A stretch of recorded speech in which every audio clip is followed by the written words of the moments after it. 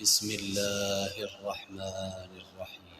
والشمس وضحاها والقمر إذا تلاها والنهار إذا جلاها والليل إذا يغشاها والسماء وما بناها والأرض وما طحاها ونفس وما سواها فألهمها فجورها وتقواها قد أفلح من زكاها وقد خاب من دساها كذبت ثمود بطغواها إذ انبعث أشقاها فقال لهم رسول الله ناقة الله وسقياها فكذبوه فعقروها فدمدم عليهم ربهم بذنبهم فسواها ولا يخاف عقباها.